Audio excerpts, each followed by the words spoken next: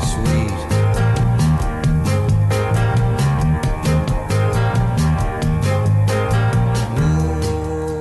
This is Movie Hopping or the Movie Hall of Fame or whatever the fuck you want to call this show for Friday, August 2nd, 2019. Adam Hall across the table for me. Today we're talking Quentin Tarantino. We are. I like it. Nice starting it on a nice warm note with Neil Diamond there. I appreciate it. With a great Neil Diamond jam that I did not know I loved until 7 days ago. 7 days ago. Oh my God, it's been so long. And I've been marinating. Yeah, I know. I've been bathing in this stew that I call Quentin Tarantino's universe. On the other line, finally, it's Jibreel. Jibreel, friend of the podcast. Hello, people of Earth. Hello. It's about time, dude. Jesus I know. Christ. Where the hell you been, bro? Oh, God, being a dork. Explain. Tell us your life story.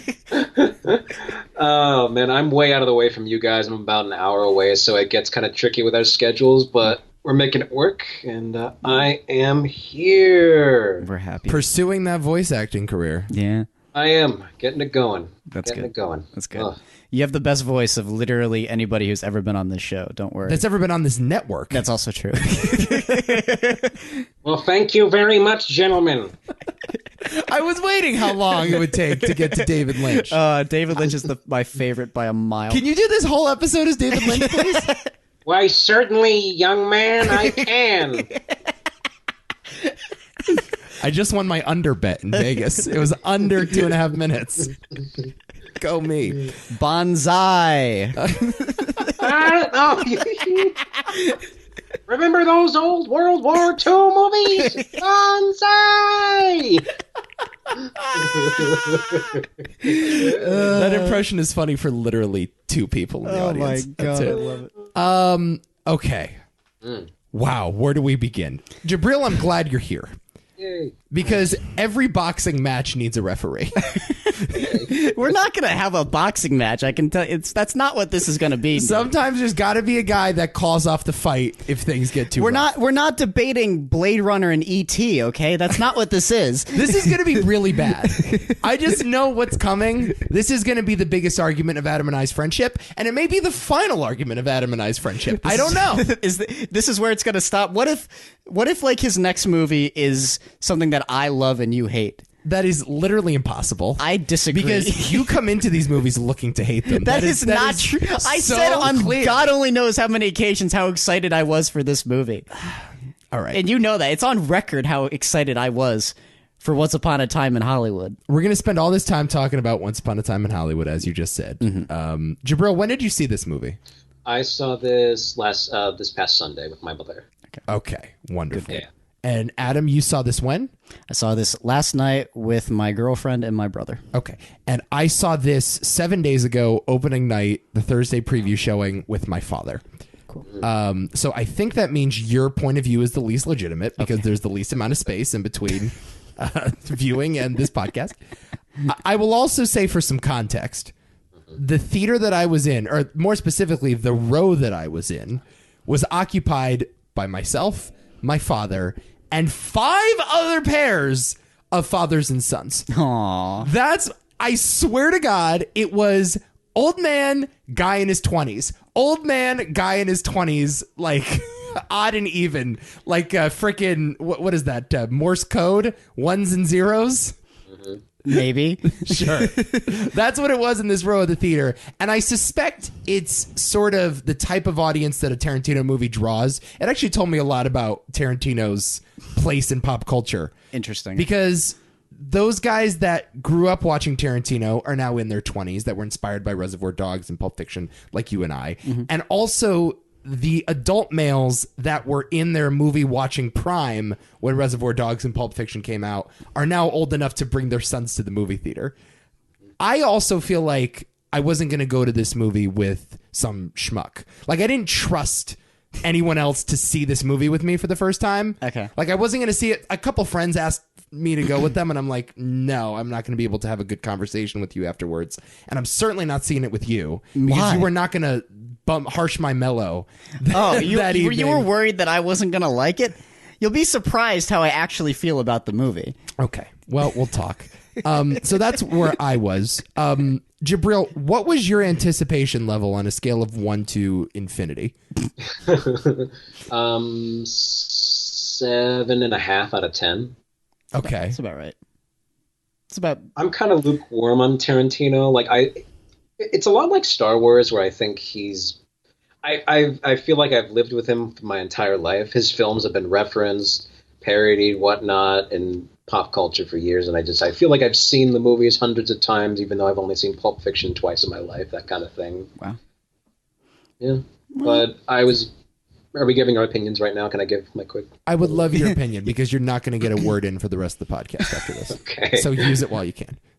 I liked this movie quite a bit. There were parts that dragged. There were parts I had some issues with, and parts that I'm sure we'll talk about. It was a breath of fresh air, certainly, to have an auteur filmmaker have this much of a runway to put his vision out there. I fear that it may never... I fear that era is coming to an end, which is very fitting for this film, but it was quite a time. Quite a time. Good. Yeah. Go. Because everything you just said, everything Jibreel just said is correct. Okay. It's good.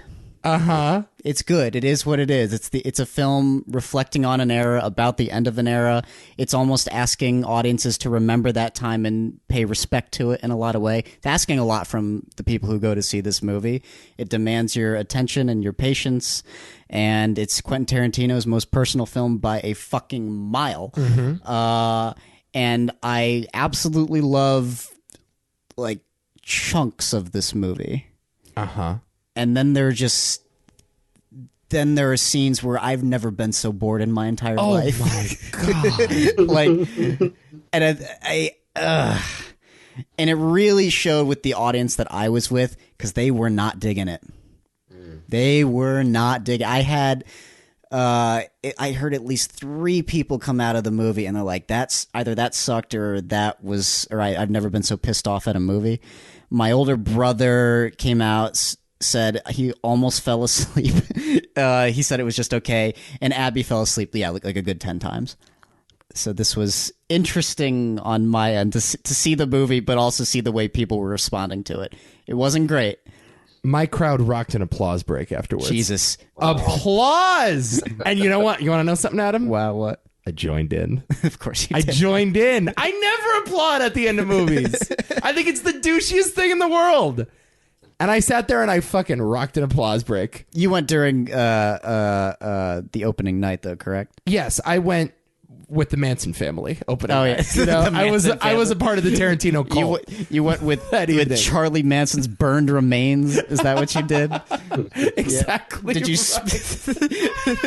did you piss on his ashes afterwards? I did, bro. And it felt so glorious to get justice. Look, man, I'm not shy about this. Tarantino is one of the most important people in my life. I worship at his feet, and I'm sure he enjoys that because he's really into feet. Look, I was perhaps predestined to love this movie. It was one of the most anticipated movies, I think, of my life. Certainly the most anticipated of the year for me. And so perhaps I was approaching it with a bit of confirmation bias. I will say, though, I didn't feel the same way about Hateful Eight. You know, I didn't feel the same way when I watched Kill Bill for the first time. Like, I have been disappointed by Tarantino movies in the past. I walked out of this and I thought, yeah, this is a masterpiece. Okay. I really did. I think this is a masterwork. I think it's one of his best films. I would put it right up there in the Inglourious Bastards, Django tier, right below Pulp Fiction and Reservoir Dogs. Like, those two are sacred ground. You don't touch those movies. I would put it squarely in that second tier. I think it's better than Hateful Eight. I think it's better than Kill Bill. And I think it shares a lot with Jackie Brown. I think it's kind of funny reading internet criticism this week. I've read basically every review that's ever been published about this movie in preparation for this podcast. One of the things that keeps coming up is how similar it feels to Jackie Brown. I know. It's sort of meandering. It's atmospheric. It's very vibe driven. Both movies are character studies.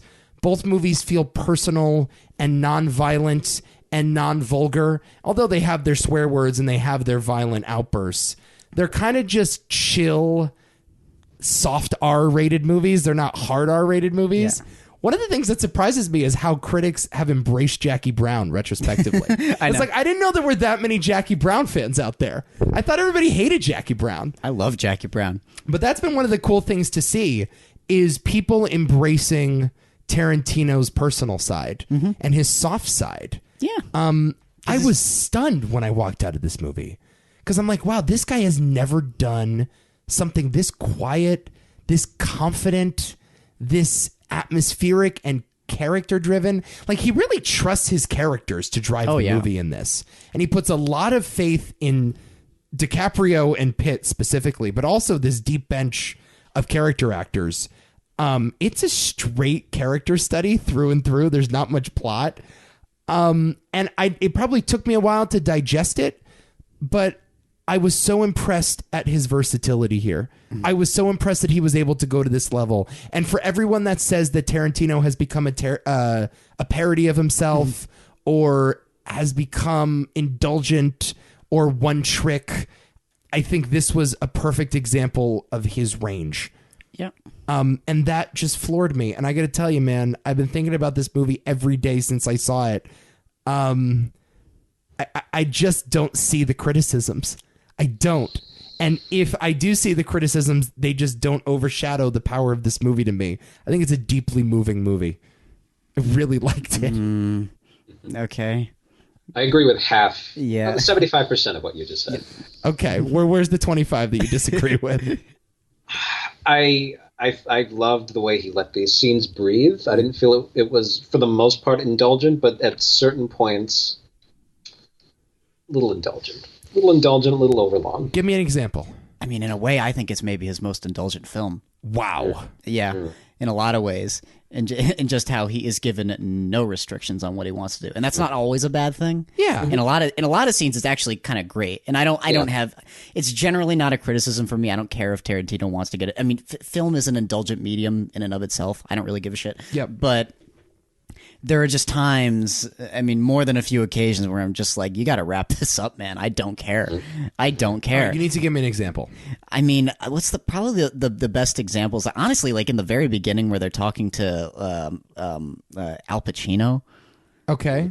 And first of all, what the hell is Al Pacino doing in this movie? He's in like 2 scenes. Yeah. Schwartz. Like, very forgettable. Really? Yeah. I thought that's one of the best performances I've ever seen from him. Really? Wow.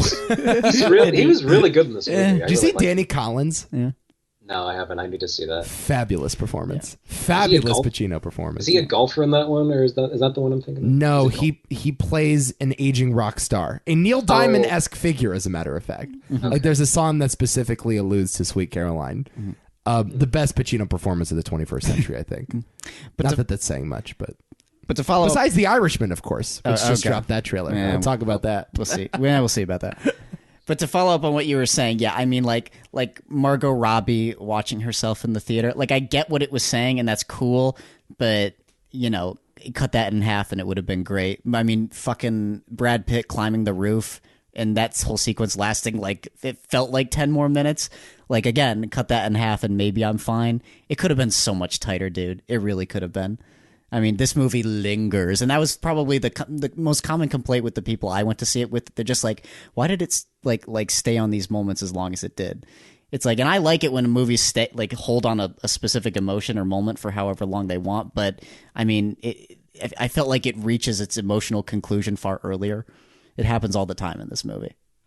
Okay. Well, the scenes you just listed are among my favorite scenes in the movie, so that may be a problem. Oh, Jesus Christ. I thought the Margot Robbie frolicking through downtown LA, if you didn't dig that, you didn't dig like a third of the movie. That's a really significant portion. Well, I didn't like any of that stuff. Yeah, I mean, I guess that's just a difference of taste then. Yeah. I thought that scene was beautiful. I really did. It's beautiful at first. I thought the portrayal of Sharon Tate in this movie was just fabulous. And it's very important that she's portrayed by Margot Robbie. Yes. She can't be a nobody for the whole point of who Sharon Tate is. Yeah. Yeah, but man, like, it's like I don't know. Like, were you really compelled by it the entire way through? Wow. I was. I mean, I forgot like a good like third of this movie. Man, I could have hung out with her for an hour and a half. Like even at the Playboy Mansion scene. Yes. You know what? That's my least favorite scene. That's the scene that I felt was indulgent and not. It's like, not what is very well. this? Why? With Damian Lewis, like exposing exactly. that's who this is, that's who this is, that's who this. I just like I don't give a shit. You thought that was overwritten. Yes. Yes. That was a lot of telling, not showing. It's not. It can tell. Tarantino likes to tell, but you have to tell it properly. Yeah. You didn't like the fact that it was Steve McQueen just making a cameo, essentially. Yeah. I didn't mind that it was Steve McQueen. I like Damian Lewis. I didn't think he was very, very good as Steve McQueen. I didn't buy him. Really? No, I mean, neither. No. Because I actually think he kind of looks like Steve McQueen. Well, he looks like him. A little bit, yeah. Yeah. I mean, it was also like he was just there for exposition. And he was just there as like, this is the counterpoint to Rick Dalton. Yes. And this is who Rick Dalton could have been. That was the presence of Steve McQueen in the movie. Yeah, I'm really just not with you. I'm not with you at all. I thought it was actually a pretty well-paced movie. Yeesh. Whoa. What are you talking about? I think the movie just has a real sense of place and atmosphere and vibe. I agree with that. And I dug that. Yes, that I agree with. I wanted to just sit in that, though, man. I didn't want the movie to end. That was the feel. I'm like, I was checking my watch, not because I wanted to leave, but because I didn't want to leave. It was, I could not wait to keep watching more. It's like I loved hanging out with Margot Robbie in LA. I loved looking at her. I loved seeing all of these incredible characters, this deep bench of characters, and every time there was a new cameo, like Michael Madsen showed up for like 30 seconds. You see them as incredible characters. See, I only see like a handful of like specifically good, well-drawn characters. Dude, like Bruce Lee in this movie is so fucking funny. Were people in the theater laughing as he was doing his Yes, those trademark? they were, which I didn't exactly like. I'm like, I loved it. Like, why are you laughing at that? That's just Bruce Lee. No, it's not, though. Yes, it is. It's clearly actually, cartoonish, though. Have you seen him fight? Yeah. That's Bruce Lee. Yeah, but he's making fun of him, though. That's kind of the problem. I'm like, what are you doing? Like, what's wrong with Bruce Lee? Well, I think. Okay, let's get into this now. Then, the idea of this movie, as I take it, is Hollywood and the history of Hollywood through the lens of the other guy, right? The D-list celebrity, the stunt double, the guy that stars in a lot of Westerns and he cameos in TV shows and has a similar career trajectory to Steve McQueen, but never really gets to be Steve McQueen. Sharon Tate, who is this beautiful goddess of an actress who played like 2 minor characters in 2 movies, right? And never got to be Audrey Hepburn, right? Never got to be the Hollywood Scarlet because she was tragically killed at a young age. And, you know, someone like Bruce Lee, someone like Steve McQueen, this movie isn't about them, right? The movie is about how the little guy, the lesser known guy, the Llewyn Davis to Bob Dylan, for example, is truly the hero. Yeah. And it is their story that Hollywood is telling. They are the foundation. They are the backbone. And so I didn't mind lampooning Bruce Lee. I didn't mind lampooning Steve McQueen. I didn't mind Roman Polanski sort of being in the movie as a punchline. You know, like Sharon Tate likes doughy guys with funny haircuts that look like 13 years old. I didn't mind that because I loved these big characters. Yeah. I loved the fringes. I loved hanging out with the lesser known guys. Okay. So like so when they make fun of Bruce Lee, I'm like, yeah, fuck Bruce Lee. I want to hang out with Rick Dalton. I like Cliff Booth. And I'm like, no, Bruce Lee's too interesting. I want to go to Cliff Booth's trailer behind the drive-in movie theater in Van Nuys. Yeah, but Bruce Lee is so much more interesting than Rick Dalton. Oh God, dude!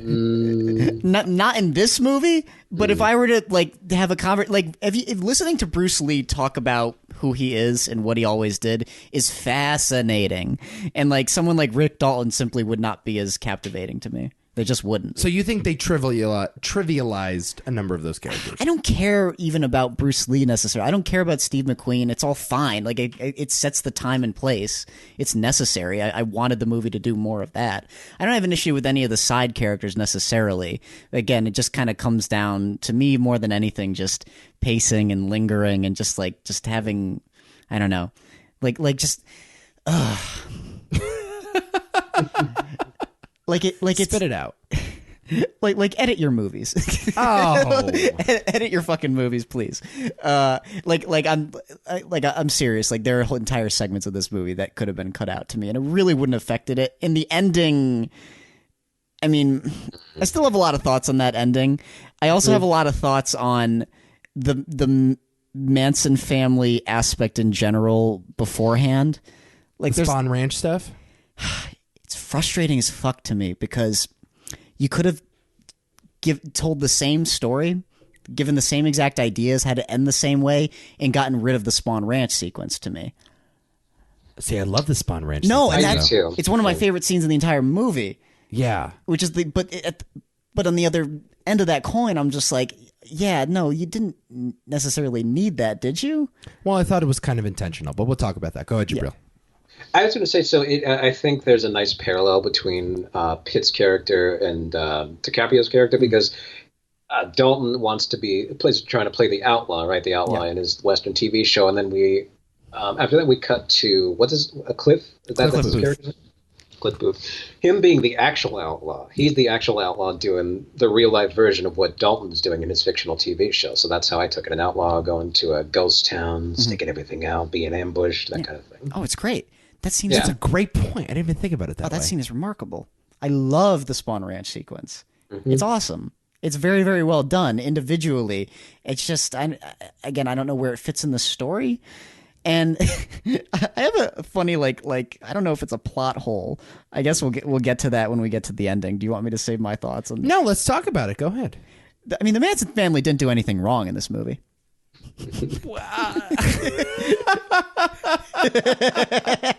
I mean, from the movie's perspective, because I don't care about the real world. Manson did nothing wrong.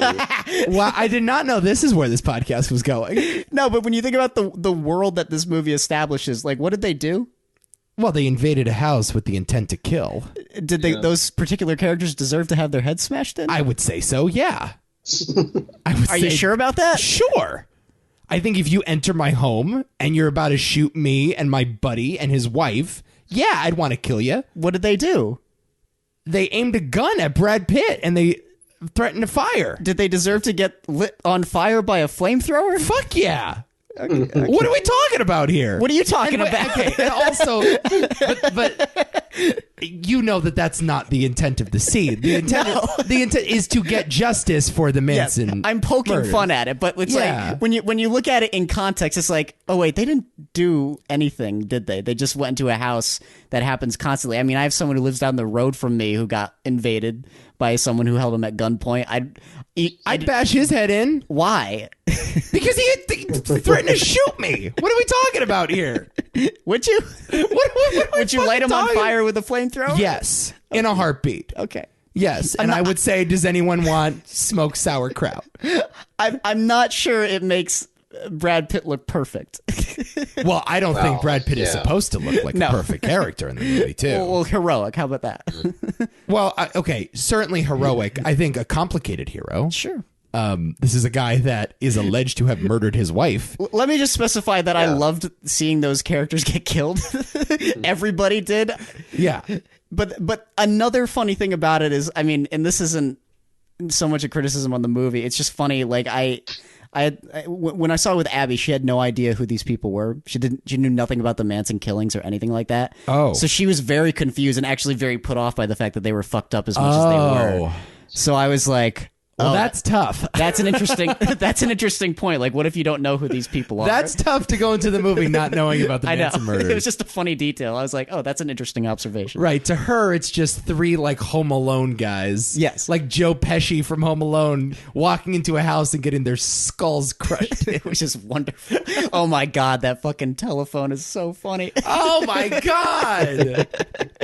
Dude, when Leo gets the flamethrower when Chekhov's flamethrower finally reemerges at the end of this movie. It was great. Oh, it's so satisfying. It's like, of course, he's got that in the shed. And of course, it was Susan Atkins that he was like dousing with the. I'm like, oh, I hate her. I hate that person so fucking much. Yes. It was great. Yeah. Did you guys think? Because I was telling Adam, did you guys feel that he was evoking Evil Dead?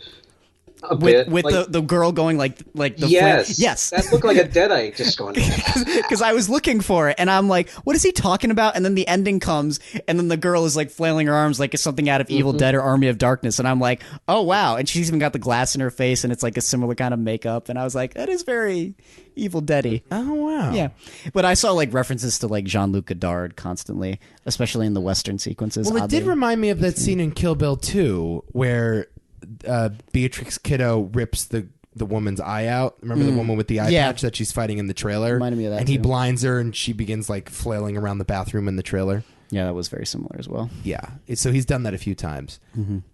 Yeah, I found that scene to be incredibly captivating and satisfying is really the point. The movie doesn't really build to it, and I thought that was intentional. I did. I thought this movie is supposed to tell you that in the grand scheme of things, the Manson family really doesn't matter all that much. And as much as they tried killing Hollywood, or at least wreaking havoc on Hollywood, the system emerged unscathed. Because in a way, I disagree with that. Okay. Yeah, because I almost feel like Tarantino is making a point about what the Manson family did do to Hollywood, especially in that era. Huh. Because, I mean, that era is sort of where his version of, like, he's telling about the end of the golden era of Hollywood. Sure. That's the point. And he almost makes a point, especially with telling it in 1969, that this is kind of where it was killed, or at least changed into something else. Right. And, I mean, you see that constantly with, I mean, just the setting and the fact that, I mean, Leo looks like Dennis Hopper through half the film. But well, and doesn't Brad Pitt call one of the guys at Spawn Ranch Dennis Hopper? Yeah. But it almost felt like the death of Sharon Tate is sort of where that purity ended.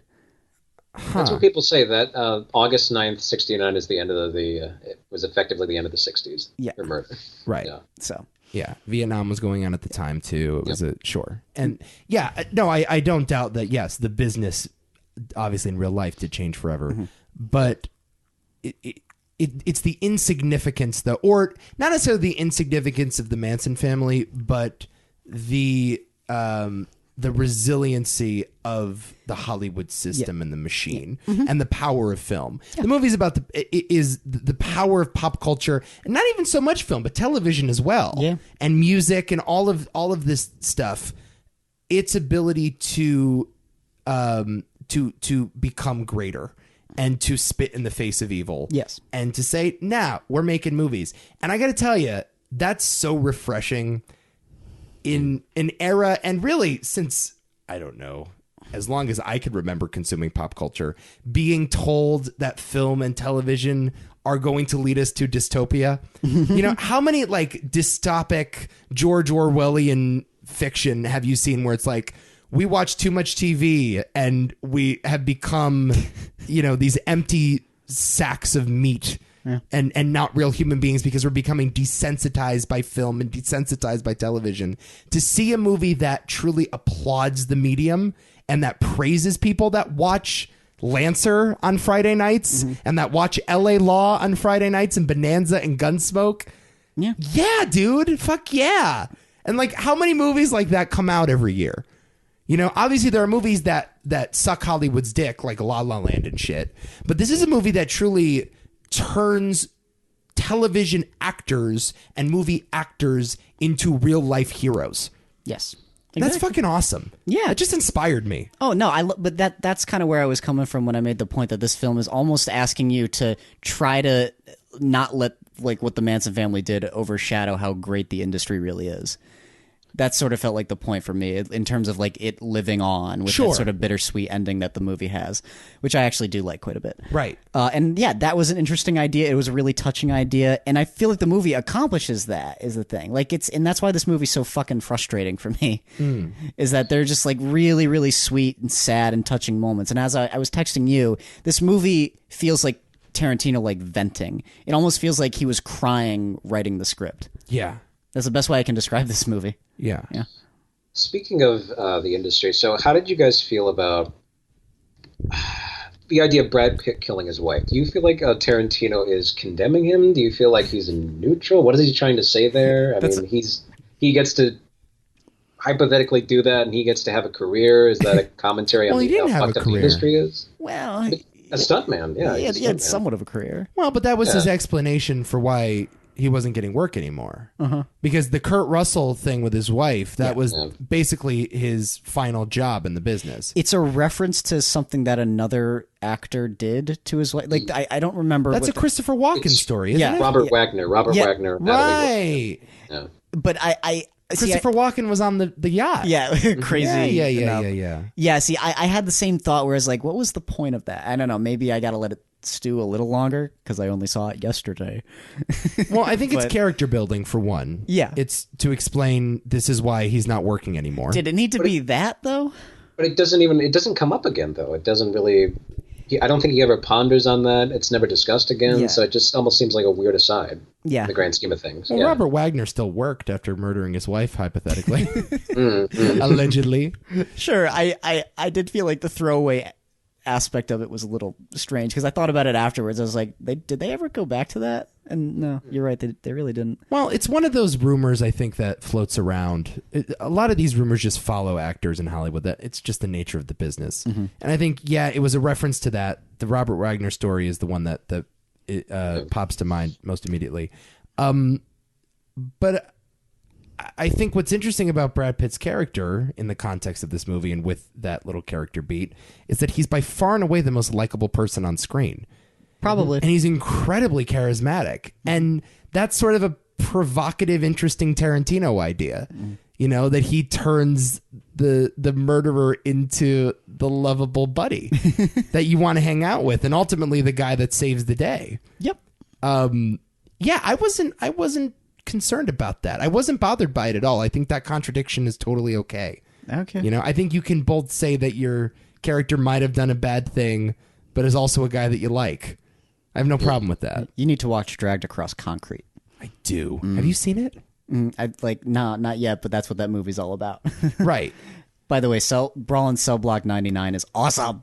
Did you see it? Yeah, I saw it. It's awesome. When did you see it? Recently? So awesome. Yeah. I saw it very recently, and it was so dope. And it's like a complete turnaround for Vince Vaughn. Wow. It's so dope. It's Craig Zoller, is that his name? Yeah. It's so fucking awesome. I loved it. I gotta check that out. I loved it. So again, I wasn't bothered by really any of their backstory. What did you think about these two leading men? Okay. You can go first though, Jibreel. I love Leo in this so much. He's so good. It's so... Oh my God. I've heard a lot of talk, I'm sure you have too, Nico, about how Tarantino is very adept at understanding what the public perception is of a certain star, playing that up and maybe turning it on its head. Yep. It just seems like just perfect casting to cast Leo as this vain, self-obsessed, insecure actor. Yeah. And it's just, he shines in it, and it's just perfect. It's just perfect. You and I agree on this. I think this is his best performance. I think this is by far and away Leo's best performance. Yes. I don't know what even comes close other than Gilbert Grape, but yeah. You want to hear my take? What's your take? This is Leo's best performance. Yeah, we agree, guys. We agree on something. This is my favorite Leo performance of all time. By a fucking mile, bro. Killed it. By a mile. And if there... You embarrass yourself out there. For those goddamn people. Amazing. Oh. Now you listen here, pumpkin puss. You know, the only one I would actually put up there is him in Django. And I know you're not crazy about him in Django, right? That's not true. Oh, you like him in Django. What are you talking about? Oh, I thought you didn't like him in Django. I fucking love him in Django. Yeah, it's so funny. I think those are the only two. Yeah. I guess Gilbert Grape. I don't know. Catch Me If You Can. Yeah, maybe. It's pretty good. No, this is a harder performance, man. And Wall Street? So what? Wolf of Wall Street. Yeah, maybe. I like him. I don't know why no one brings it up, but I kind of love him in The Aviator. He's great in The Aviator. Okay. He's great. Yeah, he's tremendous in The Aviator. All right. You never seen The Aviator? I've seen part of it. He's too baby faced for me. It seems like he's playing dress up. He doesn't. Seems like baby Leo playing dress up. That's fair. That's Titanic. Yeah, that's Romeo plus Juliet. Yes. Oh my god. Yeah, he really commits to this role in a way that I sort of suspected he would. This is exactly the type of performance I thought I would get. Oh god. But I just think the writing is so terrific here, and he's given so much material. I think this is Tarantino's best drawn character. One of his best characters, yeah. Yeah. I mean, he's so lovable. He's so lovable and so stupid and flawed, but like, I always kind of take the Cliff Booth position where I just want to give him a hug. It's like, dude, calm down. It's gonna be all right. Right. And I love seeing where that character goes, and I just love seeing how where his story ultimately ends up, and how he sort of ironically does. Yeah. That, by the way, my favorite scene in the movie is when he's talking to the girl. Oh, incredible stuff. Did you think Tarantino was capable of going to that gear, though? Nah, maybe not. You know, I think a volume he's never went up to, or went down to, I should say. You know, I don't remember the last young child kid in a movie in one of his movies. Maybe the daughter in Kill Bill. Nah. Is there a kid in Inglourious Bastards? No, there's. I mean, he doesn't really write these types of characters all that often, but that's a real sweet, sentimental scene. What about young Butch in Pulp Fiction? I guess. Oh, sure, young Butch, of course. Watch up the ass. But that's a boy that doesn't speak in the movie. Yeah. So that's just a really tender, intimate level for him. I agree. Yeah. It's really an incredible performance. I would recommend, if you haven't listened, I think I recommended this a few weeks ago. Tarantino runs the New Beverly Cinema in L.A. That's his movie house that he bought out and he programs every night. The New Beverly did a podcast with Tarantino, and it's 3.5 hours long. And he goes through each film that he scheduled for that month of screenings. So he goes like July 1st, July 2nd, and talks about why he chose that movie and the importance of that movie. And each movie comes from the Once Upon a Time in Hollywood era, because it was leading up to the release of Once Upon a Time in Hollywood. Yep. And he gets into Leo's character, Rick Dalton, and talks about what these films say about him. And I could not believe the specificity that Tarantino used to talk about, oh, so you see, Rick was on this long-running TV show from 1964 to 1967, and he got nominated for a few Emmys or whatever, and he got some respect, but he never really quite made it, and then he did a few movies, and the movie career kind of tanked, and he was referencing all these contemporaries of his, and I was like, wait a minute, this isn't a real person? Yep. He spoke about Rick Dalton as though he was a real guy. Yeah. As though he had his Wikipedia biography in front of him. And I think I said this on the podcast as well. In preparation for this movie, Tarantino wrote 6 episodes of Bounty Law. 6 episodes! And he's like not going to use them for anything unless he like makes the TV show for Netflix. But he just wrote them as a writing exercise to get into the spirit of Rick Dalton. Yeah. It is so well fleshed out. So like to say that it's a great Leo performance, it is definitely a great Leo performance, but he just has a ton of material, and it's important to point that out. It's a great character. It's one of Tarantino's best characters in my opinion. But Cliff Booth is also great. Or Brad Pitt's also great. It's just this cool, lovable guy that everyone who I saw it with, that was their favorite character. Yeah. At least, and I don't blame him. I mean, Brad Pitt is actually quite good in this too. I honestly think Leo is just that much better, though. I was like floored by Leo. Yeah. Yeah, it's just a harder performance, right? Yeah. I've never seen him effectively cry. You guys remember that moment in Inception when his wife, comes out of the building here when he's supposed to be crying? He doesn't cry. Yeah, I know.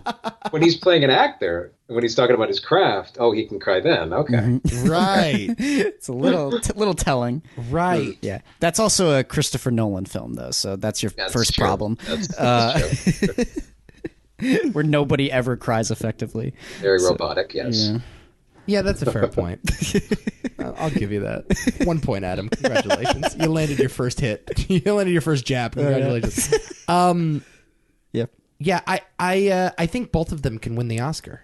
Maybe. I think they'll both be I think they'll definitely both get nominated. Don't forget the girl. Yeah. Best supporting actress. Ooh. Talk to me about Margot. Margot? Go ahead, Jibreel. Yeah. Oh. No, she's fine. Yeah, for as little as she was there, it's just she's very angelic, very, I like what she represents in the film better than like her as a character. I again, I can't. If I talked to Margot Robbie about it, I wouldn't know what to say. I'd be like, you're fine in the movie. End of conversation. Were you bothered by the little speaking parts? That's another one of the I'm big shutting down your hypothesis, Nico. What a great quote. I reject your hypothesis. Oh, that was it, yes. Yeah, please do it as David Lynch. I reject your fucking hypothesis. Thank you. Good job. Get real. Get real. What'd you think about that criticism? 3 young dudes talking on a podcast? I don't have any criticism with it. She is what she is. I don't know what to talk about with her other than the fact that she's just kind of fine. Beautiful. Yeah, of course she is. Do you think she should have been given more material? I like the movie keeps to that like fairy tale notion, and that's to me something about her giving less lines actually adds to it a bit. I don't know how to explain it other than it just kind of she feels more mythical in a way because she's given less lines. So I actually don't mind it. Yeah. Why? I agree with you. Okay. Yeah, I do. I find those criticisms to actually be in bad faith and just like not well thought out. Yeah. And that really bothers me when it's like cultural critic wants to cause a stir. So she's like, Tarantino didn't give the woman a lot of speaking lines. And it's like, but can we look about this, can we think about this in context for a second? Like, can we ask why was she not given speaking lines? Was that intentional? Was that unintentional? I mean, she's still in the movie for a long time. She's one of the 3 main characters.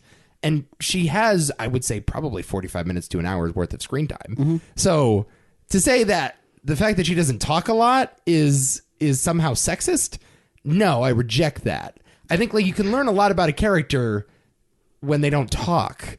And I certainly felt like I learned a lot about Sharon Tate, or as you said quite eloquently, the idea of Sharon Tate and what Sharon Tate represents. Yes. Yeah, she's supposed to be angelic. Do you understand the criticism lobbied against him because of the fact it's him? And he's kind of, what do the kids say, problematic at some point in his career? I think they were looking to pick a fight, yeah.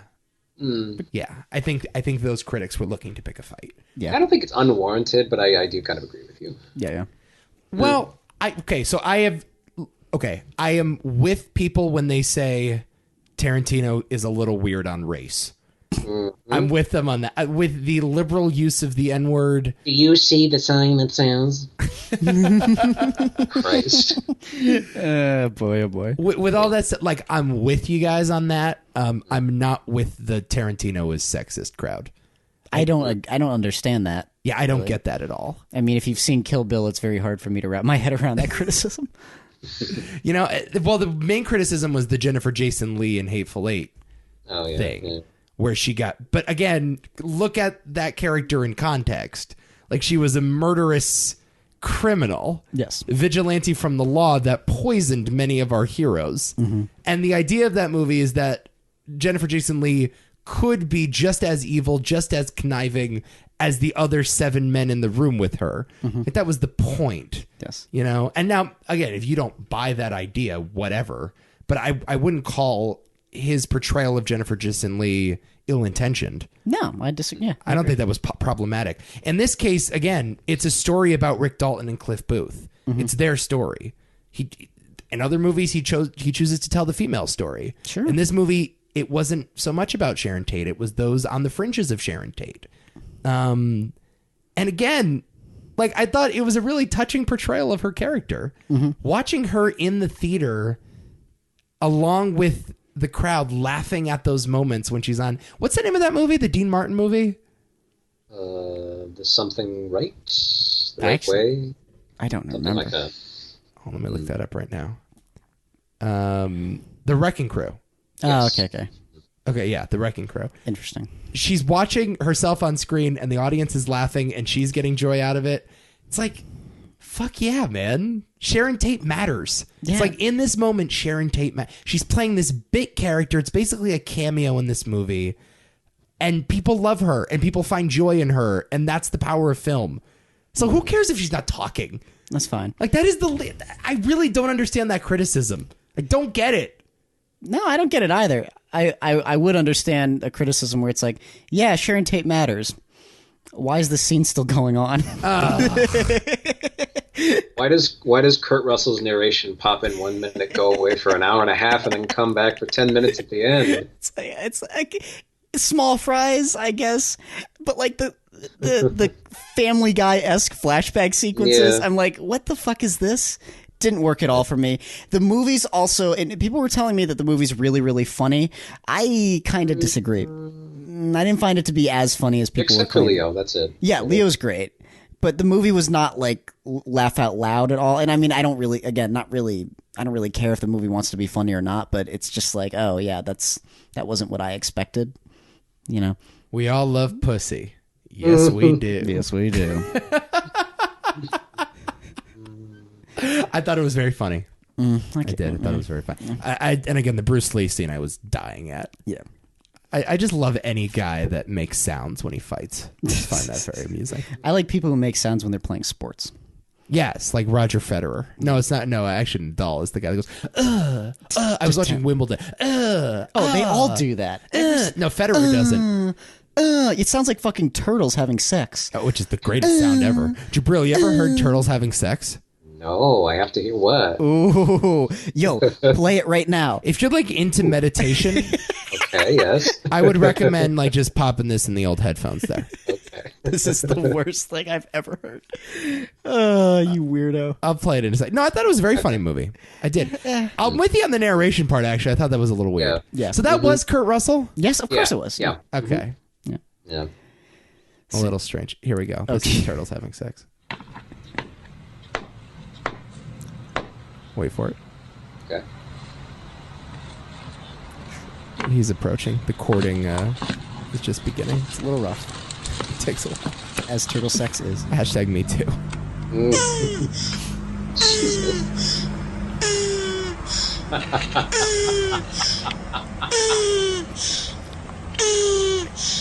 Oh God.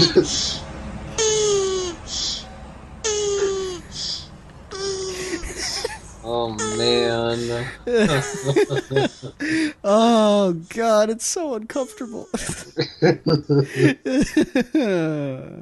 You fucking turtle. I'm not sure what I like more, that sound or the soundtrack to Once Upon a Time in Hollywood. Oh yeah, the soundtrack's pretty good. No, pretty good. Yeah, it's pretty good. Pretty It good. ain't bad.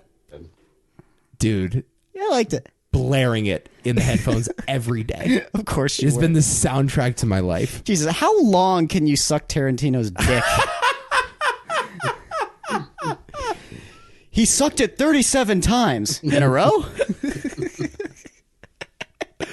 Dude, the song Bring a Little Lovin', discovered through this movie. Yep. Incredible. Did not know I liked Neil Diamond. Really? Did not know until literally this movie. And I'm like, oh, turns out Neil Diamond doesn't just have that one song that I can't stand. Great. Here's what I loved.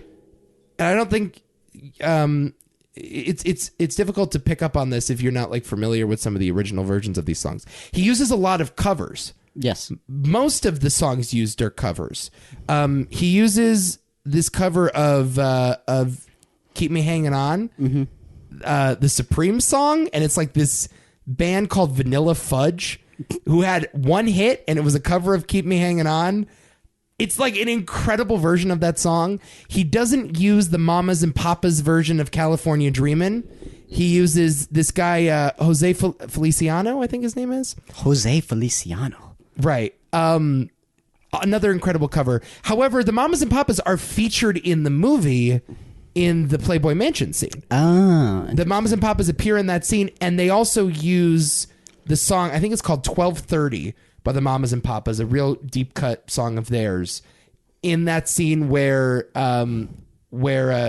Sharon Tate picks up the hitchhiker. Mm-hmm. And I thought it was really interesting that Tarantino didn't use the original versions because it's a movie about the B-list celebrity, not the A-lister. Sure. It's like, it's Rick Dalton, not quite Steve McQueen. It's Jose Feliciano, it's not quite the Mamas and Papas. It's Vanilla Fudge, not quite the Supremes. Okay. And Diana Ross.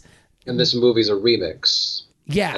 A remix of real life. Yeah. Right. So you have a few like hit songs. You have like Mrs. Robinson in there. And Hush. Yeah. Deep Purple. And but those songs though are not played with the records, they're played over the radio. Yes. And they use the original radio broadcasts. That's correct. I think it's WKHJ. Mm-hmm. The real Don Steele. I know that because I've been listening to the soundtrack. And the soundtrack includes the excerpts from the radio. Yeah, so Tarantino is very meticulous about the song choices, obviously. Mm-hmm. He's always been that way since Pulp Fiction, really. Yeah. And like the dude is just great at music supervision. And I love the soundtrack so much. And I think it's not just, oh, this song sounds cool in this place. Let me use this to pick up the energy of this scene or bring down the energy of that scene. It's just, it's purposeful and it's intentional. Yep. Well. And I would recommend listening to the soundtrack. Because I listened to the soundtrack too. Amazing. So. Very good. Yeah. What was your favorite song you used? I don't know. Bring a Little Lovin'. What do you think, Jibreel? I don't know. Here's to you, Mrs. Robinson. Yeah. That's the best song, probably. Yeah. Probably. I love that song. There's this song, Mr. Sun, Mr. Moon, that Sharon Tate was dancing to in the Playboy Mansion. Oh, yeah. Loved it. A little weird. I listened to that one. It's like kind of disco-y. I don't like that kind of stuff. I don't know. What else do we have to say? But you know what? They didn't really use... Again, he didn't use like the... Besides Simon and Garfunkel, there were no Beatles songs. No. He could have easily used Beatles songs, chose not to. Mm-hmm. Could have easily played... He only had one Rolling Stones song in there. Yeah, that's true. So it wasn't like the... like what Scorsese might have done. Right. So. No Charles Manson songs, oddly enough. I don't think oddly enough. Who was he affiliated with? Was it the Bee Gees or the Beach Boys? What Beach Boys. Okay, it was the Beach Boys. All right. Because Dennis Wilson and he were pretty tight. And so Dennis Wilson's Brian Wilson's brother. Yes. Mm-hmm. That is so fucking weird. And Dennis Wilson put him in touch with the record producer. Yes. That owned the Sharon Tate house before Roman Polanski. Mm-hmm. Yep. It's all Dennis Wilson's fault. Oh my God. The fucking Beach Boys. It always comes back to the Beach Boys. Man, I want to see a movie that just demonizes the shit out of the Beach Boys. Yes. I guess that's kind of what Top Secret does in a funny way. Dude, you got to hear this version of You Keep Me Hanging On. Vanilla Fudge. I just want to play this for people. Oh boy. It's just like 30 seconds of it. Okay. I think this is my favorite song in the movie. Vanilla, what a great band name, by the way.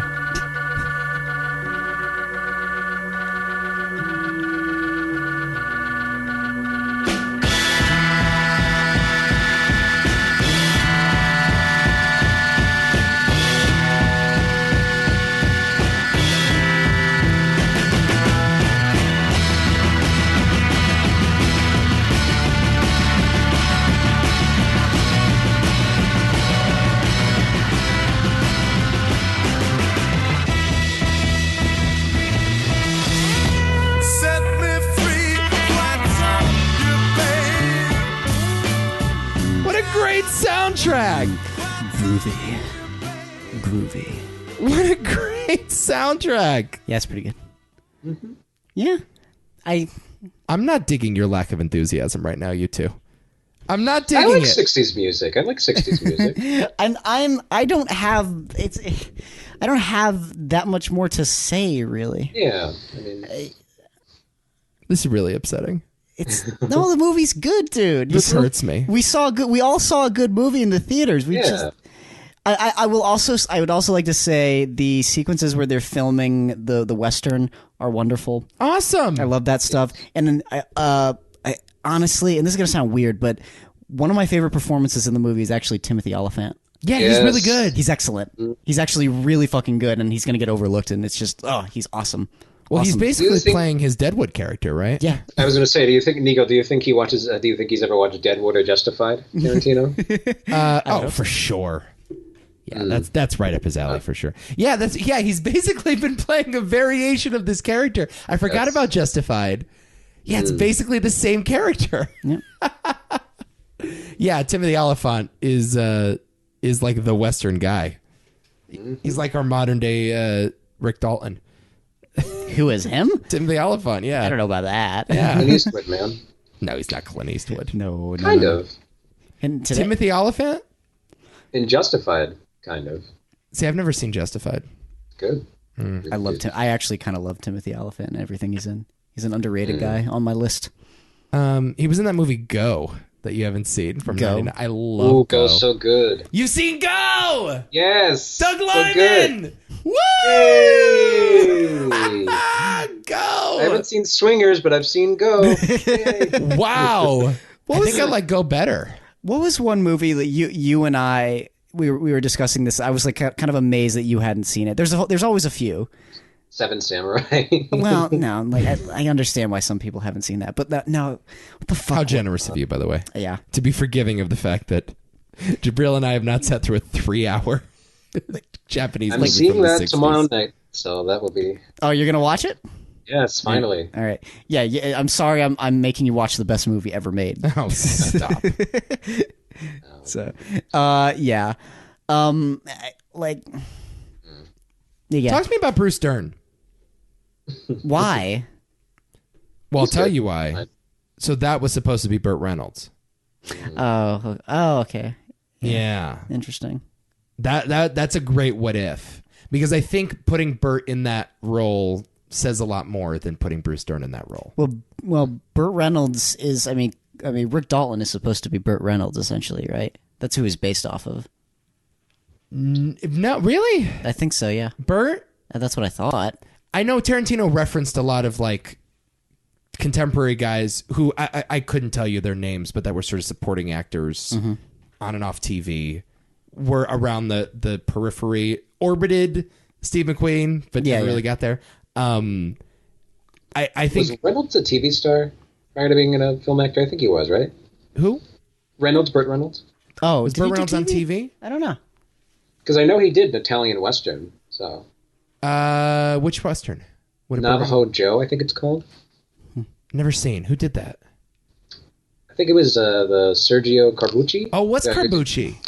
I believe so, yeah. Because Carbucci is referenced a lot in this movie. I just want to say one of my favorite inside jokes, something that I was like laughing out loud in the movie with, that I don't think anyone else would have picked up on aside from like maybe us, was when they're referencing filmmakers that are making movies with Rick Dalton and they say Antonio Margheriti.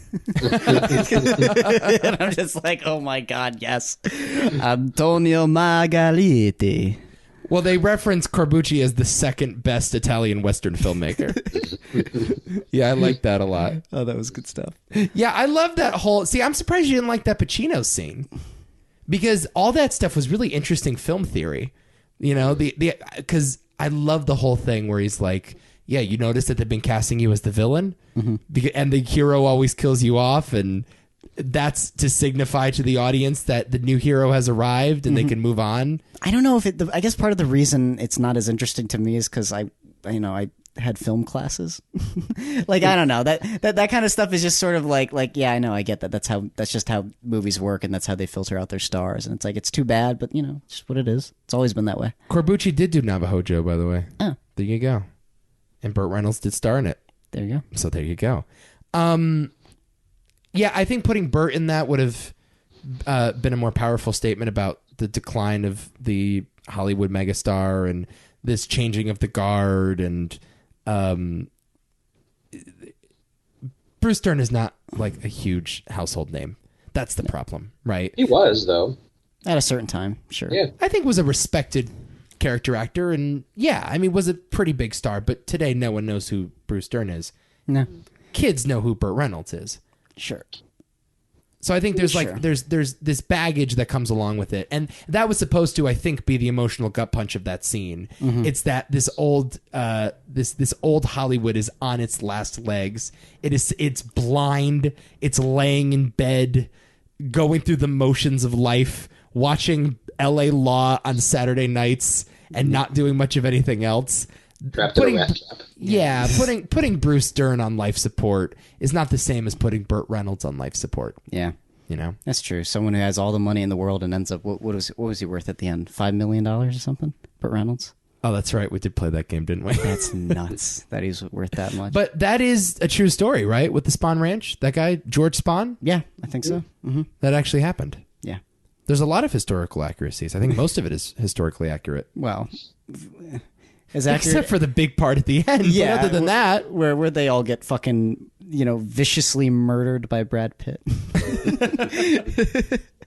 and his dog, great dog. Oh, great movie dog. We have another great movie dog. I'm so happy to say that. Yeah, for sure. By the way, 2 movies I've seen in a row where the dog doesn't die. I was very happy. I've been very pleased coming. Yeah, because in Crawl, the dog does not die, which would surprise the hell out of me. You want to do like 2 minutes on Crawl for me? Have you seen Crawl, Jibreel? Yeah. No. No. Oh, too bad. Crawl's dope. Crawl is fucking awesome. It is. There's nothing special about the movie, really. There's nothing. It's not. You wouldn't dare call it a great movie.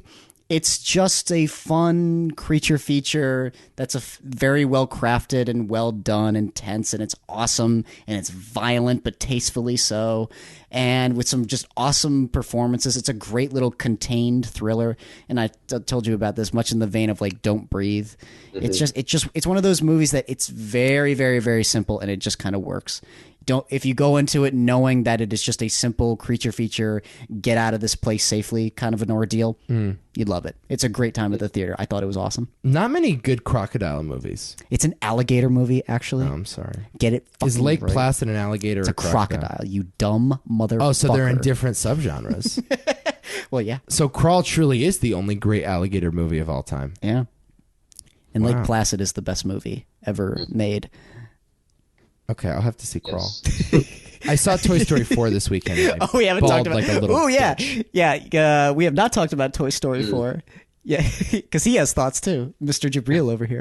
Talk to me. Talk to me. Eh.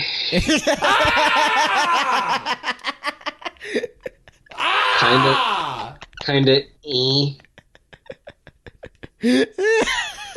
I will say I welled up once or twice, but still, eh.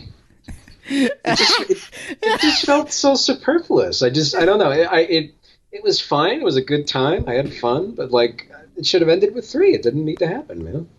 Sure. I'm not like mad at Jibreel. Nico seems mad at Jibreel. Yeah, go for it. Come at me, bro. Come at me, bro. Dude, a grown man should not be crying at a fucking Pixar movie in the theater. Exactly. And your boy here cried twice, dude. Cried. And I was with a lady in the theater. And I You was know what like, I cried at? please don't look. See, I'm on your side. I love the movie, but I completely understand why someone would come out of it and be like, yeah, we didn't need that. It's I understand that criticism. And I think before seeing the movie, I certainly had that criticism. But I cannot deny, again, I was with a woman and I did not want to cry in front of a woman. But I did. And so, like, that means it's a good movie. yes, that alone makes it a good movie. On that criteria, yeah, I thought the end. Spoiler alert for Toy Story 4. When Buzz says she'll be okay, Yes. Really Yes. great. Bonnie will be okay. Yes. Oh my! Yeah, that got me. Oh my! When Buzz and Woody hug at the end, saying goodbye to infinity and beyond. Like the saddest thing since Schindler's List I think I've ever seen. Since Schindler's, wow, Haven't cried that much after a movie since Schindler's List. damn, That's it right there. I haven't cried that much after a movie since, I don't know, Midsummer. I was about to say, yeah, that one. Oh, by the way, defend your ass, Jibreel. You shouldn't be on this damn podcast right now. I still have to make a statement about my feelings towards this and in reference to Midsummer. Why didn't we ban this dude from the podcast after highly recommending that we see Midsummer? Well, Nico, if I'm being honest, I'm probably going to end up seeing Midsummer again before seeing Once Upon a Time in Hollywood again. If I'm being totally honest with you. You guys are sociopaths. Yes. Yep. And don't get me wrong, like the hit is still out on Jibreel. He's going to die eventually. We're going to kill him. It's going to happen. But the plane ride is booked to Sweden. so maybe it's good that he didn't come here in person, because we just would have strangled him with one of these cords around here. He would have. Yeah, so. But I think that movie will grow on me to be like, yeah, you know what? I love that crazy, fucked up, horrible movie. I like Hereditary much more, but I do like Midsummer quite. Oh yeah, no, it's an amazing. Both are incredible. Don't get me wrong. Yeah, y'all are crazy. It might be my number one of the year. Midsummer. Ironically, it could be my number one. Until The Lighthouse. Oh my God, The Lighthouse! Can we talk about that for the rest of the podcast? Can we wrap up Once Upon a Time in Hollywood? Yeah, We'll go on all these side jags because I want to have these conversations. Okay. Look, we're not going to see eye to eye. I love this world. I love hanging out in Tarantino world. I was impressed by the range. I loved how some scenes felt a little underwritten and not overwritten. Yeah, I appreciated that. So when you guys say that the movie's indulgent, okay, maybe it takes a little while to get going, but I've seen indulgent Tarantino before, and this ain't it, man. Like I've seen far worse. It's not very talky. There's not a lot of monologues. It's a movie that has a lot of chill and has a lot of atmosphere.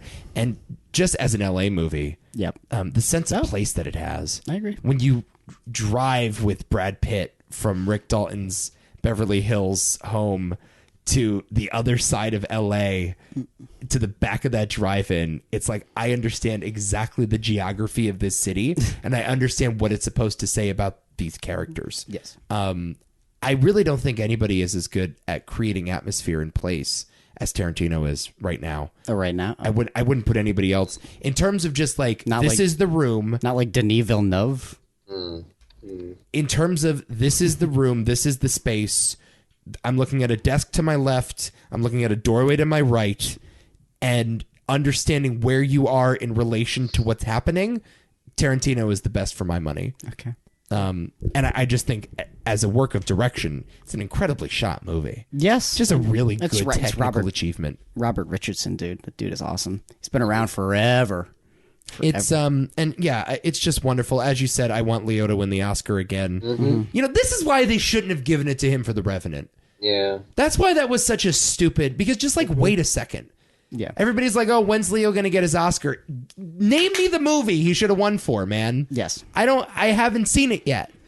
Oh God. I and mean, this would have felt much more special. God, if I'm like, it's hard for me to imagine, like, he could win. No, I'm serious. He could win for this. Absolutely. I mean, is there any other contender at this moment? No, not until Tom Hanks plays Fred Rogers. Oh, Jesus Christ. If they give it to Tom Hanks for Mr. fucking Rogers. God. Yeah. I mean, it's been obviously an incredibly weak movie year. So, yeah, this movie will be poised to do very well, I think. Yes, I agree. I don't know how well it's going to play. With audiences, though. You know what's sad, though? What? It opened at number 2. Red Letter Media brought this up. I just realized it opened up at number 2. Lion King is still number 1. Ugh. That's just really sad. Have you seen The Lion King? No. Yeah, I did. I know. I heard. C+. No, I didn't give it I'm not giving it a C+. It's like I heard that. I thought you gave it a C+. I think you gave it a C+. Did I give it a Yeah, you no? did. I thought I gave it like a solid C. No, it was a C-. It was a C-. No, you gave it a C+. It was almost a B. That's almost a B. No, you gave it almost a passing grade. I'm almost positive it was like a C or a C-. We have to look this up. No, we don't. Yes, I don't care that much. I do, because if I gave it a C+, I'm going to kill myself. I would say check the tape, but I will not be checking the tape on that. I'll check and report back. All right, thank you. So I just, like, again, think it's a wonderful movie, and it's one that I'll revisit a lot. And I'm I was about to see it a couple days ago, and plans fell through. But I'm going to see this at least once or twice more in the theater. It's that special to me. I think it's a good movie. I have no desire to go and see it again, unfortunately. I will see it again. I liked it. I'm not a big Tarantino fan. I think self-indulgent, a little vain, and I think he's a very important filmmaker. And I think it's nice to see an auteur's vision on the big screen getting such a wide release, because we don't get that much anymore. But I agree. It wasn't perfect, but yeah. Yeah. I come at this, and I was telling Jibreel about this. It's like I say it's another one of those movies. I appreciate it tremendously. Does that speak for my overall enjoyment of the film? Not exactly, but I'm glad it exists. So yeah, there it is. I'm also very glad that it exists. Okay, so we can agree on that. I'm very happy it exists. Did you do a Tarantino ranking, by the way? Well, I could do it right now. I guess I'll go Death Proof, Hateful Eight, this, Inglourious Bastards, Kill Bill. Well, I guess I'm throwing them together. Jackie Brown, Django Unchained, and then Pulp Fiction, Reservoir Dogs. I don't know. All right. I still need to see Jackie Brown and Hateful Eight and Inglourious Bastards and Kill Bill Volume 2. I still have those to see. Inglourious Bastards is way too low on my list, but it's a great movie. It's just one that I can't. It's one of those movies. It's weird. I have a few of those too, where it's like I acknowledge it is brilliant, but I can't get into it. Yeah, you look at my list. It's like, yeah, exactly. It's like I just so happen like. Listening to my list, you have to understand that Inglourious Bastards' placement on the list, it probably shouldn't be there. It's very personal to me. Yeah. So it should be high. Honestly, it should probably be above Jackie Brown and Kill Bill, but I'm a weirdo. I go... Man, it's so early to rank Once Upon a Time. But I'll try anyway. Don't put it in the top 3. I'll go Death Proof at 9. I'll go Kill Bill 2 at 8. I'll go Kill Bill 1 at 7. I'll go Hateful Eight at 6. Jeez. I'll go Jackie Brown at 5. Django at 4. Inglourious Bastards. Now we'll go... Okay, we'll go Inglourious Bastards 3, Pulp Fiction 2, Reservoir Dogs 1. And then let's put Once Upon a Time in Hollywood right under Inglourious and right over Django. Okay. That's where it goes for me. Okay. As of now, a week removed from the movie, that's where I would put it. All right. Yeah, I think it's a special movie. I'm going to rank what I've seen. I'll say Once Upon a Time in Hollywood, number 5. Pulp Fiction 4. Ooh. Oh! Yeah. Wow. Well, that would explain a lot. You don't like Pulp Fiction. All right, It's fine. I feel like I've seen it. Again, I feel like I've seen it 100 times. Even though I haven't. Now that does say a lot. Yeah. Kill Bill Volume 1, number 3, Django 2, and then Reservoir Dogs 1. Okay. Well, we agree on that. Reservoir Dogs is fantastic. Yeah. Okay, let's talk about The Lighthouse. Oh, yeah, The Lighthouse. Oh, I can't fucking wait. I love The Witch. Have you seen The Witch, Nico? Have you seen The Witch? I've not seen The Witch. The Witch. The Witch is maybe my favorite film of 2016. Wow.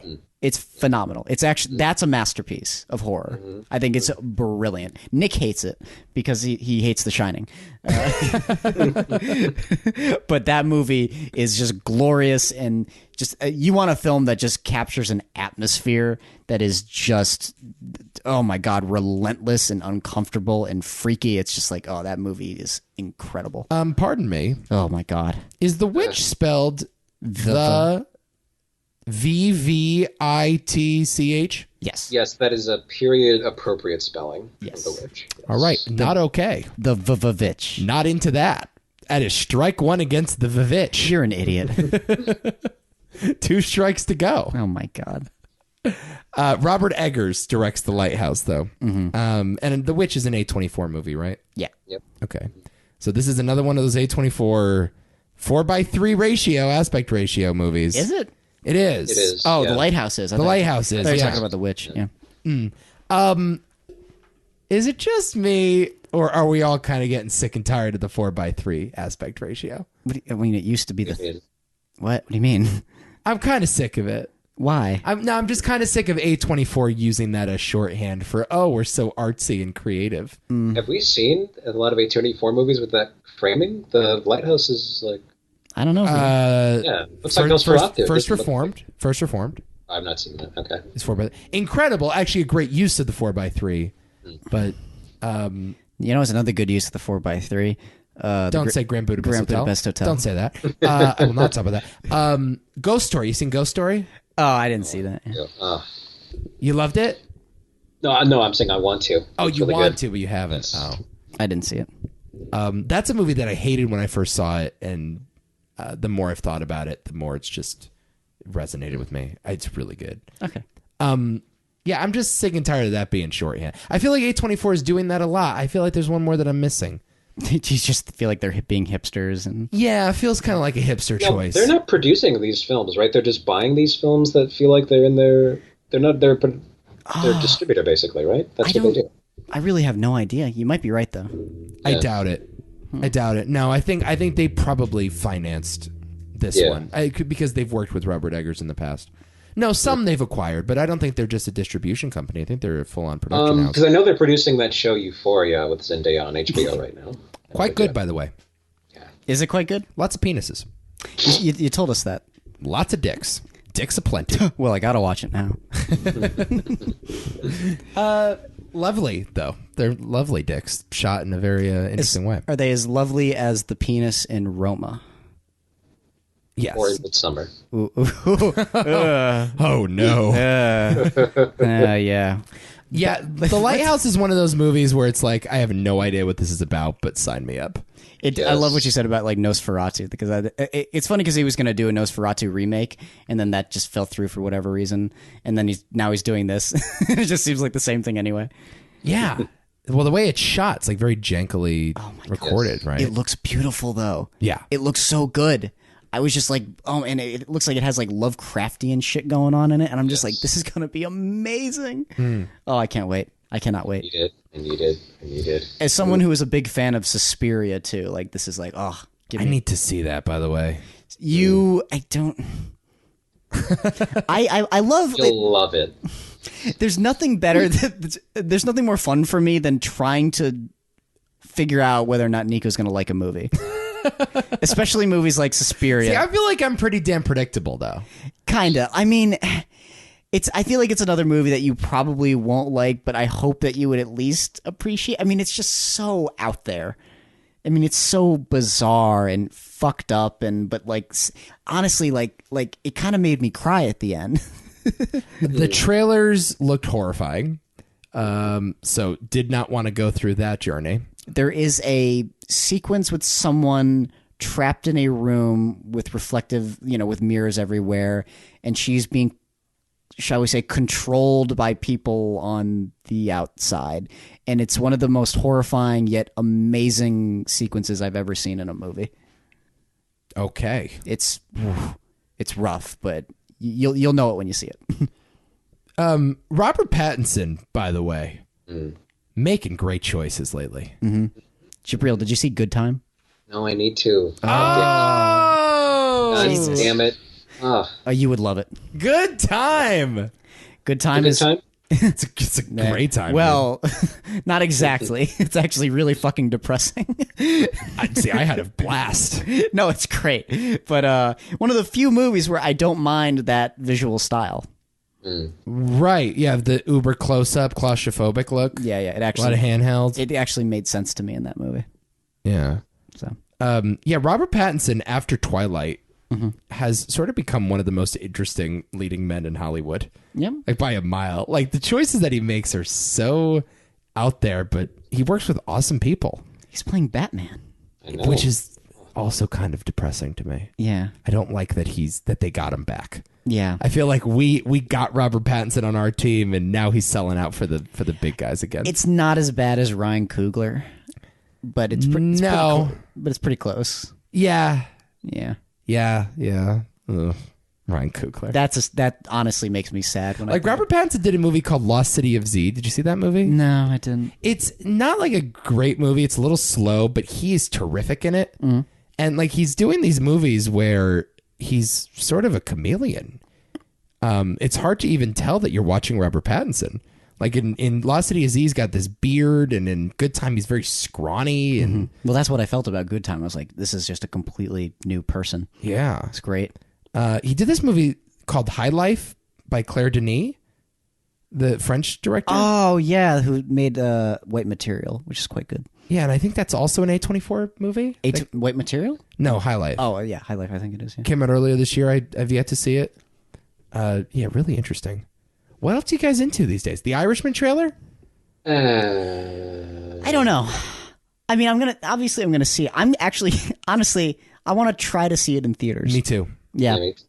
Yeah. It's going to be very tempting, though. It's sitting there in the living room, and I can't find someone to go to the theater with me. I might flip that on.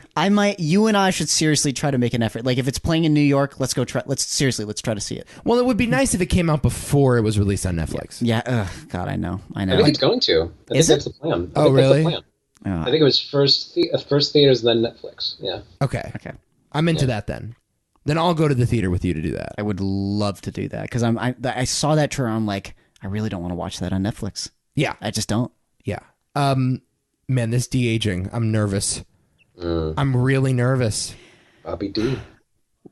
Yeah, that looked rough. Did you see the one shot of him at the end? Yeah. Ugh. It doesn't work. No. It doesn't work, guys. Here's what I don't understand. Why not just cast a younger version of De Niro? I don't like why they stopped doing that in movies. I don't Yeah, what is this de-aging shit? What was wrong with that? I didn't have any issue with that. It never took me out of the movie. De Niro literally played a young Vito Corleone, and it's one of the great performances in the history of cinema. Yes. Like, why can't we just do that with The Irishman? I don't know. And that it's crazy. It's like De Niro played the young Brando, and now no one can play the young De Niro? Yeah, it bothers me. Yeah, it's stupid. I agree. Other than that, I mean, yeah, it looks like pretty damn fun. Like all those shots, like, you know, the overhead dolly shots, the Scorsese classics are. It just looks like really fun and a throwback, and it's gonna be awesome to see Pesci again. But well, that's kind of like one of my biggest interests with the film is just seeing Pesci. I miss that guy. But this de-aging thing, I don't know. I'm really nervous about it. Has it ever worked for me? Like CGI faces. Like I would say Blade Runner 2049, but it's very limited. Very limited. So I don't hold that up to like the standard. It might be the best use of that, but only because they knew to not use it a lot. Right. Whereas like you look at it in like Rogue One, and they're pulling molds from the Top Secret set. Peter Cushing, yeah. So like I don't know. Yeah, I'm with you. The Blade Runner thing, they sort of shot it though in the shadows. Yeah, no, that they were scene where the girl comes back. No, they were smart about it. Is the thing, right? Which is what you should do. But this requires you to kind of expose these guys a bit more. Yeah, this looks like a lot of close-ups on De Niro. Oh God, it's freaking me. Yeah, I agree. I don't know. And also, they didn't change the voices. Yep. It's like De Niro has the face of like a 50-year-old, but has the voice of an 80-year-old. Have you seen Space Cowboys? No. They do the exact same thing at the beginning of Space Cowboys with younger versions of Clint Eastwood and Tommy Lee Jones. Oh, really? But it's the older voices. It's the weirdest fucking thing. Right. It's one of the most out of place uses of, I don't know what you call that, but where they take like an older gentleman and they like put it in this younger person, and it just feels so wrong. I felt the same way about Amadeus, actually.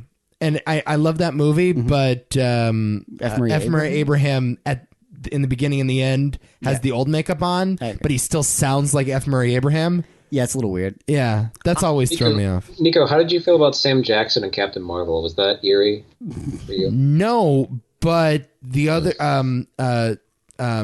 Coulson was eerie. Yeah. I didn't like that at all. You know, honestly, it's funny you bring that up. One of my favorite like old man makeups was actually Chris Evans in Endgame. I actually really liked that. I thought it was kind of well done. Yeah. But that was all practical, right? They didn't CGI I think so. His performance as an old man was also quite good. I was like, oh wow, I actually buy this. Yeah. Cool. Best I ever saw was Mahershala Ali in True Detective season 3. You should try Tilda Swinton as an old man in Suspiria. Oh my. Why did you spoil that? It's a main character throughout the entire thing. No. You will lose your shit. I've already lost my shit.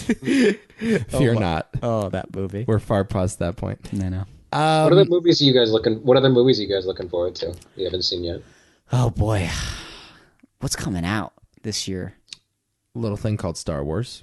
I'm not totally jazzed. Episode 9. Are you excited for episode 9? I don't know if I am. Honestly, I really don't know if I am. I'm just nervous. I'm nervous for what they're doing to episode 8. I'm really nervous that the backlash got to J.J. Abrams. And he said, oh, it's all right, guys. We'll make it work. You fans were so pissed off, and so were we here at the Disney Corporation. It's like, well, you could call the sequel trilogy messy, and maybe it is, but if you go back and you just make it, again, more like The Force Awakens, it's going to feel even messier. Exactly right. So... even if you didn't like the choices in 8, reversing them will only make it worse. You have to commit. Again, I don't think there's any concrete story. It just feels like they're just spinning their wheels. There's nothing new being accomplished. You just I don't know. I hate to say it, but I like the sequel trilogy. Don't get me wrong, but there's issues. That's the best I can say. There's certainly issues. I love 8, and I just don't want them to mess with 8. Yeah, that's my only concern. Jibreel, you don't like 8. No. Oh, you're one of those people? Well, there's a lot of those people. I know there's a lot of those people. There are. That being said, I'm excited for Knives Out. Oh yeah, Knives Out looks interesting. Yeah, Knives Out will be fun. Really, the stuff I'm most looking forward to is on TV. That's the issue, I think. Yeah. Succession season 2 is next month. Mindhunter.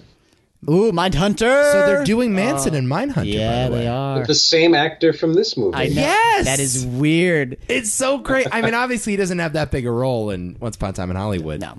But He's just, just basically a cameo. but just the fact that he's in it at all and it's the same actor. yeah, he's joining the ranks of that one dude that plays Pablo Escobar in all of the, the Mexican cartel shows. I'm sorry, man. I am kind of jazzed for Mindhunter. I am too. I am on record saying I didn't love season 1 as much as you did, but I liked certain parts of season 1, and I really liked the idea of the show. And to see David Fincher is doing more episodes this year, is exciting. It's really exciting. I mean, because all the best episodes for me, honestly, are the David Fincher episodes. Oh, for sure.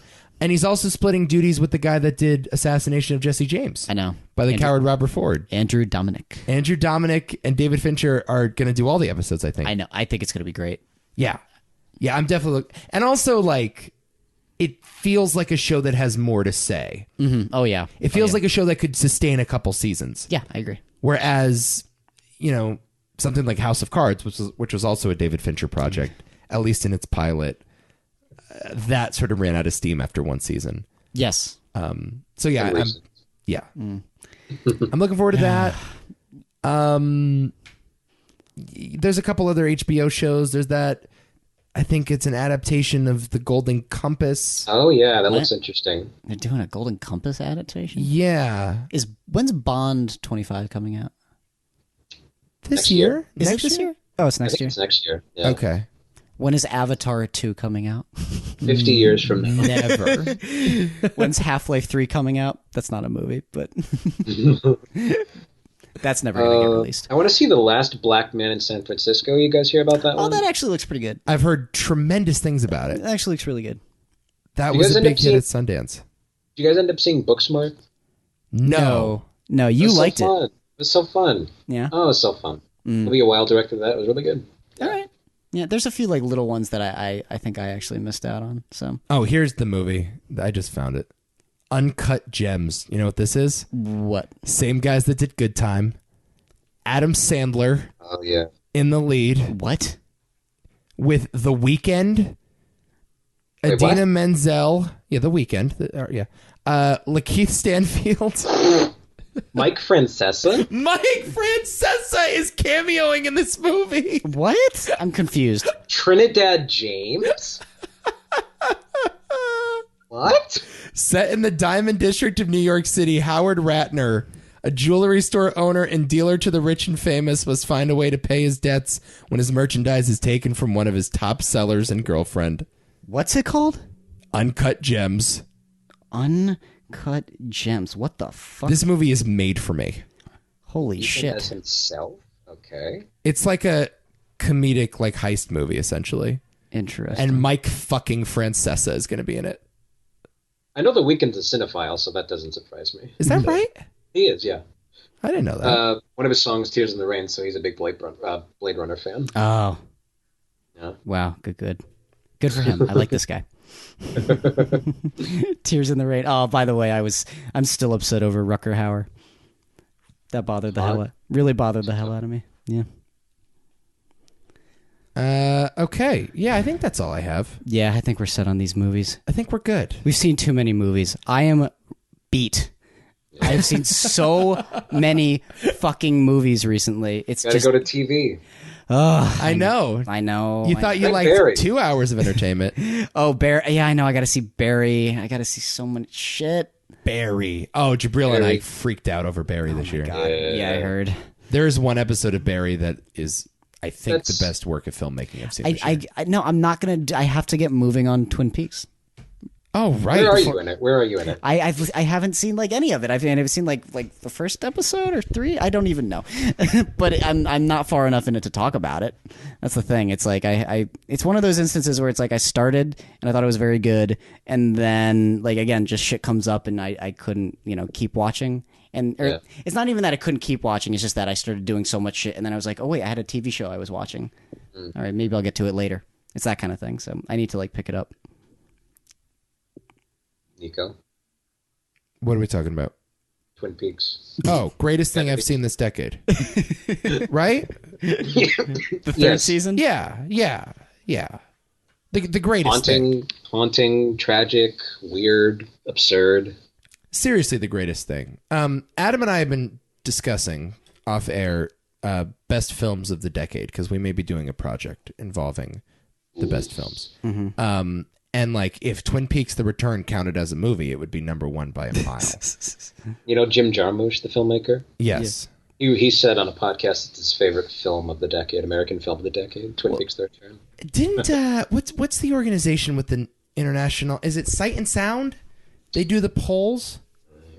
I think it's like an international critics or maybe a filmmakers poll, and they counted Twin Peaks: The Return as a movie, and it ranked number one on their list Because it's that good. from that year. Yeah, it's remarkable. It's actually the best thing David Lynch has ever done. I'm looking back on it, and I'm like, yeah, it's better than Blue Velvet. It's better than Eraserhead. It's better than The Elephant Man. Yeah. It's just a more complex text. It's the most complex text he's ever done. But it is also very indulgent. Sure, but especially one particular portion of it. One particular portion. What are you referring to? A particular actress comes in during a particular sequence. He's trying not to spoil anything for me. Yeah. Is it the character that looks into the mirror a lot? No. What's the actress from Irreversible? What's the actress? The Italian actress? Oh, fuck. What the hell is her name? My goodness. God.